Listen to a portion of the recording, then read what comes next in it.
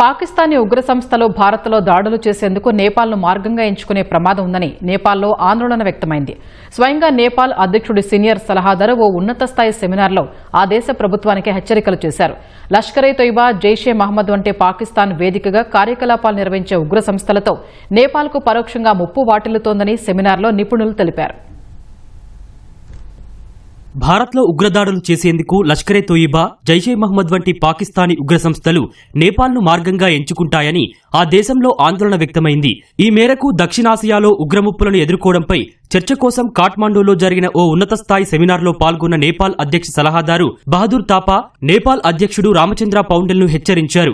భారత్లో జరిగే ఉగ్రదాడులు నేపాల్పై ప్రభావం చూపుతాయని సెమినార్లో పాల్గొన్న పాలసీ మేకర్లు, నిపుణులు తెలిపారు. IC-814 విమానం హైజాకింగ్, పహల్గామ్ ఉగ్రదాడి సమయంలో నేపాలీలు మృతి చెందిన విషయాన్ని గుర్తు చేశారు. ఉగ్రవాదంపై పోరులో ద్వంద్వవైఖరి ప్రదర్శించొద్దని ఇతర దేశాలకు సెమినార్ పిలుపునిచ్చింది. ప్రాంతీయ శాంతి స్థిరత్వం, సమైక్యత సహా సార్క్ ప్రభావాలకు అడ్డంకిగా ఉగ్రవాదం మారిందని స్పష్టం చేసింది.